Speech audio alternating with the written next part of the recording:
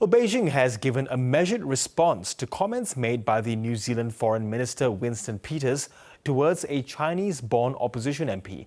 During a heated debate in Parliament, Mr. Peters told Greens MP Lawrence Xu-Nan to go back to his own country. Well, China's foreign ministry simply called on Mr. Peters to stop making China an issue in domestic politics. Anneke Smith, senior political reporter at The Post, says the comments were made against the backdrop of the upcoming general election.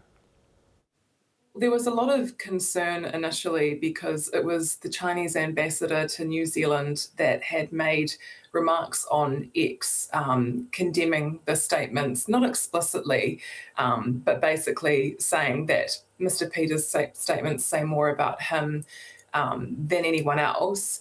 Then the Chinese embassy, in an extraordinary move really, an official actually spoke to our Ministry of Foreign Affairs and Trade. So that really escalated things. This all happened over the course of a day or so. Now, Winston Peters was briefed on this and things seemed to die down a little. And then we had this statement that we read on Friday from the Chinese Foreign Ministry, a spokesperson from Beijing, which basically said, and I'll just refer to my notes here, that China wouldn't comment on the domestic affairs of New Zealand, noted that our Prime Minister Christopher Luxon had condemned the comments, that China respects the development paths of other countries, and it's hoped that the relevant individual in New Zealand, that's Winston Peters, will do more things to contribute to the friendship in the future. So although there was a lot of noise and bluster around the Chinese ambassador's comments in response to Winston Peters last week, that comment from Beijing is very measured, and I think it shows that China sees this one comment in the broader context of Winston Peters' many years and decades of electioneering. Yes. So, of course, Winston Peters is no stranger to controversy, but he is also a seasoned politician. Elections are coming up. So what's the politics behind his go back to your country comments? Because he's not backing away from them.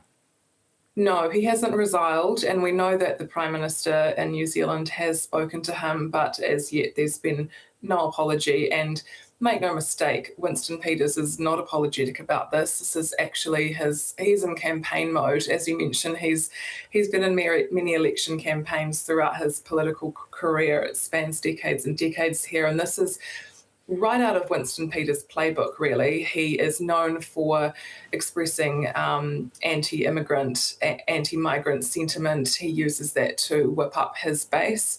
He has attacked a Mexican-born MP this term. He's also said that migrants should show some gratitude. I mean, this is all out of his playbook, and these are things that he has commonly over his career repeated. So he is in campaign mode. He is going for that base, people who fear that for whatever reason migrants or immigration is affecting the economy, jobs, homes, whether there's any basis in that, it's not there really. I mean, the Prime Minister's been very clear that we have legal immigration in New Zealand, and so Mr. Peters is simply electioneering, although it's 90 days out to the election and he's still the Foreign Affairs Minister, so it puts the government in a very tricky position when it comes to managing relations with China. Yes, and is that why the Prime Minister, despite agreeing with questions that those comments were racist, is not doing anything, taking any more further action,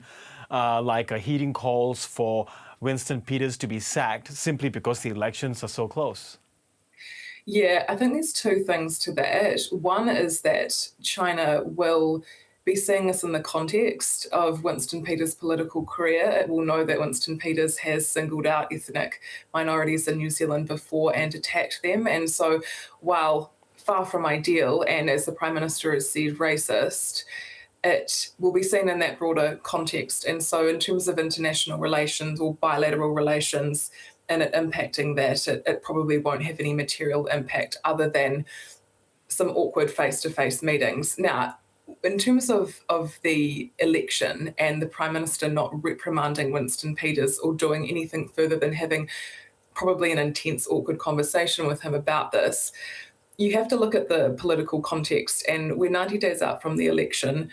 New Zealand First is a minor party in MMP, and it is up in the polls. It's around 12, 13%. It's on those numbers, it would get a much greater share of power if it was part of the next government. National, on the other hand, which is the party that the Prime Minister Christopher Luxon belongs to, is down in the polls, and we're talking like high 20s. So National doesn't want to go to the polls. Winston Peters does want to go to the polls. And so the coalition government is at risk if Christopher Luxon reprimands Winston Peters too hard and the government folds over and we go to a snap election. Okay, and beyond the politics, though, what has New Zealand's Chinese community had to say about the comments that had targeted the Greens MP Lawrence Xu-Nan?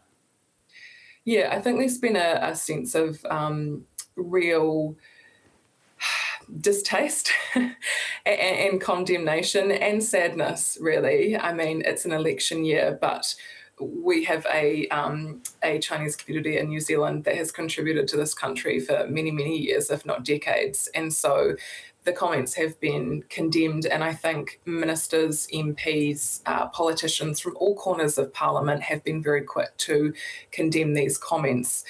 It doesn't necessarily take away that factor, though, the Winston Peters factor. He's still there, he hasn't resigned, and he may make more of the same comments. So we'll have to watch in that space. I think it's been gutting for the community here, but across the board, if you look across the whole of Parliament, it does seem isolated at this point to just Winston Peters and New Zealand First. Okay, Anneke Smith, really good to get your insights there from Wellington. Thank you so much.